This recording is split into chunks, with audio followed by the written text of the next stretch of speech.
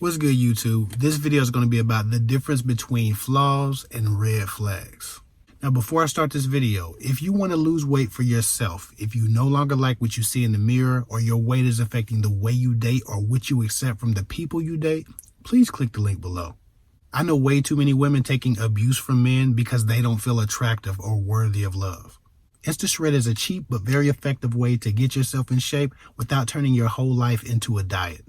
Join now and get access to my private Facebook group where we keep each other encouraged and motivated and accountable with group chats and live cardio sessions on video. This way you are held accountable while feeling supported by people on the same journey as you. Anyone who joins Insta-Shred, I don't own it, but anyone who joins Insta-Shred, I want to support them through that challenge as well because I meet way too many clients who have issues with their weight and it affects everything they do. And I don't like that. So if you're tired of that shit, if you want to like what you see in the mirror and you also want to be held accountable and get in a group setting with people who support you, join Insta-Shred. I don't own it, but I do own this group, and we're going to make sure that we support people who are trying to get on their journey to lose weight. Now onto this topic.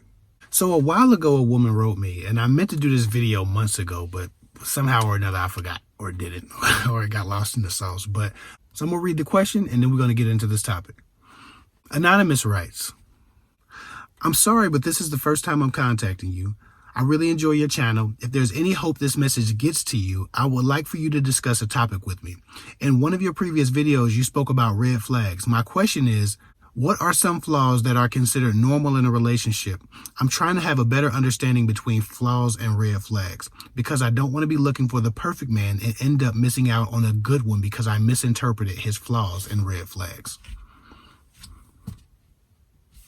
That's a good question. That's a very good question because a lot of people get this wrong and it causes them to look over, again, very good men who otherwise would have given them great lives and great experiences, but do have flaws like everyone else. We all have flaws, despite your willingness to admit it. We all have flaws.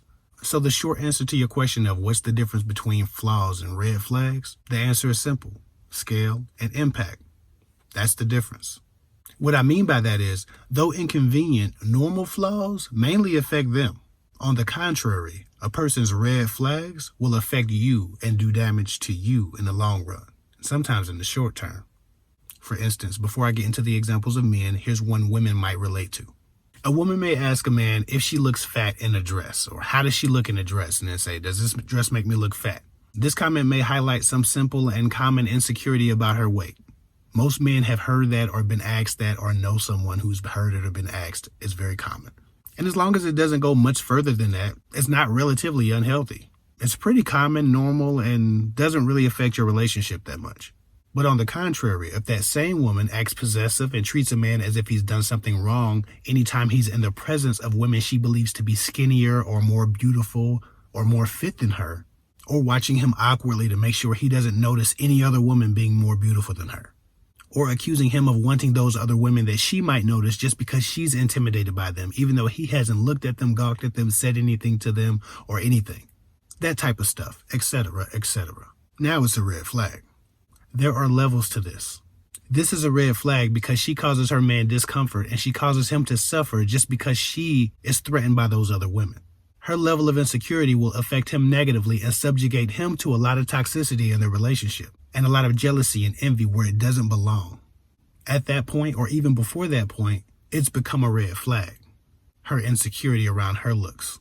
Just as a man would about his height or his finances or in whatever way he is insecure around men who he believes present better than him in those ways.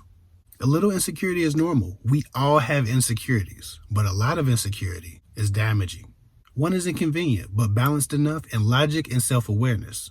The other one is unchecked, out of control. Flaws that are completely left unchecked are red flag worthy. Here's another example. Some men don't like to talk about their feelings. They avoid vulnerability when possible, but when necessary are willing to and will have difficult conversations. They, if necessary, are called upon, will be open and honest. A man may be repressed in his emotions or slow to share his needs on his own, but when asked directly or tasked to do it, will tell you how he feels and express himself. Most men stuff down their emotions is definitely not a good thing, but it is a common flaw because it mainly affects them. As long as they're honest when they're asked and they don't refuse to communicate when requested, it's pretty much in check. But some men are completely incapable as opposed to just slow to share. Some men are completely unwilling to process their emotions in a healthy way or speak about them even if they're asked directly and their relationship depends on it. Even if they're offered a safe space, a warm hand, and a friendly ear. They can't do it or they're unwilling to do it. Some even need intense anger or alcohol to open up, which at that point becomes a toxic experience for their partner on the receiving end of this tidal wave of emotions that have been repressed and pent up for so long, and that are now coming out weaponized against them. The first guy is emotionally stunted a bit, but he does understand the need to be a fully functioning adult and partner. He sits in a safe place on the spectrum, being willing to do what's necessary to maintain a healthy relationship and serve his partner, while being self-aware. He understands that this is his problem and he doesn't want to project it onto his woman. And while it's inconvenient to deal with sometimes, he doesn't allow his woman to be damaged by it in the way that he has. At this point, it's just a normal flaw. However, the other guy is a full-blown red flag. His emotions and thoughts will only normally come out when they can be weaponized against someone else because he hasn't done the inner work. His trauma, his issues, his repression is everyone else's fault, not his. He won't deal with his own shit or seek any growth at all. His trauma then becomes your burden to bear, which creates trauma for you, obviously. Again, red flag. Normal flaws are things you can live with. They don't cross your boundaries or violate your beliefs, and they definitely don't do any damage to you. They're of course annoying, but mostly harmless to you.